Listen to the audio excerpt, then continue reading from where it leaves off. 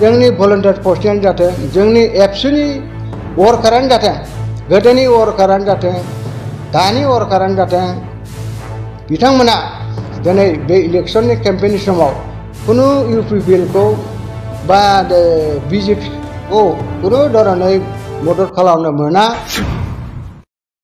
Communication लामा सामा इनफ्रास्ट्राक्चारनिफ्राय जेब्ला बन्सित जागोन अब्ला जोंनि गेजेराव अशान्तिया आरम्भ जानो बारा सम गैया।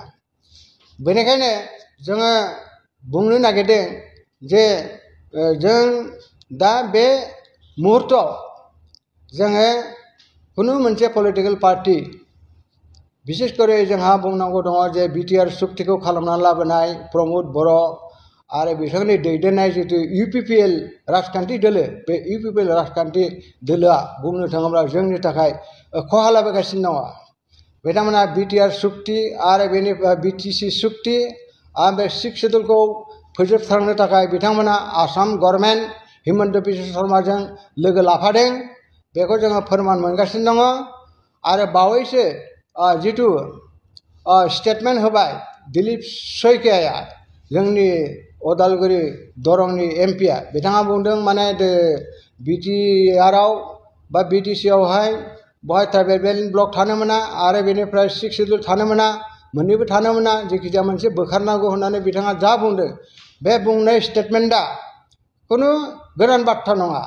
बेखौ इउपिपिएलआ बेनिफ्राय प्रमद बर' दैदेननाय जितु राजखान्थि दोलो बा सरकारा बै समावनो बिजेपिजों लोगो लाफानानै बिथांमोनखौ देरहाहोदों बै समाव एमपि बिथांखौ दिलीप शइकियाखौ आरो बिथांमोना देरहाहोनाय बै एमपि शइकिया बिथाङानो दिनै जोंनि सिक्स शेड्युलखौ बोखारनो नागिरदों दिनै जोंनि ट्राइबेल ब्लकखौ सिलिंखार खालामनो नागिरदों।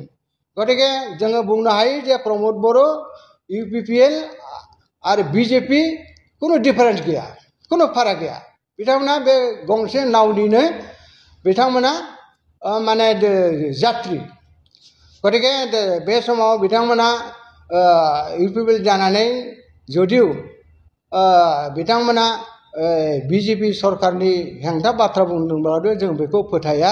बिथांमोना सिंजोंब्लाबो दङ हेफाजाब दङ बिथांमोनजों लोगोसे दंफायो मानोना एनडिएखौ बिथांमोना दासिमबो नागारनो हायाखै।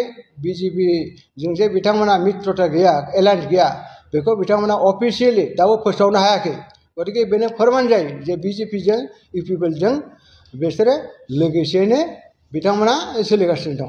बेनिखायनो जोङो जोंनि रायजो राजाखौ जोंनि भलन्टियार पस्टिंआनो जाथों जोंनि एबसुनि वर्कारानो जाथों गोदोनि वर्कारानो जाथों दानि वर्कारानो जाथों बिथांमोना दिनै बे इलेक्शननि केम्पेइननि समाव कुनु इउपिपिएलखौ बा बिजेपिखौ कुनु धरनै मदद खालामनो मोना मदद खालामनो नाङा। बिसोर जोंनि हारिखौ फोजोबस्रांनो थाखायसो बिथांमोना इलेक्शन गेलेदों बिथांमोना सरकार दानो नागिरदों। बेनिखायनो जोंनि थाखाय जोबोद गोरोन्थि जागोन जुदि बिजेपि आरो बेनिफ्राय इउपिपिएल लोगोसेयै बिसोर जुदि सरकार दायोब्ला आरो बिसोरनि आखायाव सासन क्षमता फैयोब्ला जोंनि हारिनि थाखाय जोबोद खहा जागोन। गतिके बैफोरखौ मिथिखानानै जोङो रायजो राजाखौ सांग्रां खालामनो सानो जे जोंहा सिक्स शेड्युलखौ जोङो रैखा खालामनांगौ ट्राइबेल ब्लकखौ जोङो रैखा खालामनांगौ आरो सिक्स शेड्युलनि गेजेरजों जोंहा जिखिनि एरिया मोनखाबाय जिखिनि समस्ति मोनखाबाय जिखिनि पावार फांसन जिखिनि जोंहा क्षमता जिखिनि जोंहा डिपार्टमेन्ट मोनखाबाय बेखौ जोङो रैखा खालामनांगौ लाखिनांगौ आरो बेजोंसो बर' हारिया रैखा जागोन बेजोंसो जोंहा सान्ति जागोन जौगानाय जागोन। बेनिखायनो जों बेखौ जोङो लाखिनो थाखाय बेखौ जोङो जोंनि गेजेराव अरायथा खालामनानै बेखौ लाखिनो थाखाय जों खावलायबाय। जोङो उदालगुरि जिल्ला एक्स भलन्टियार पस्टिं जानानै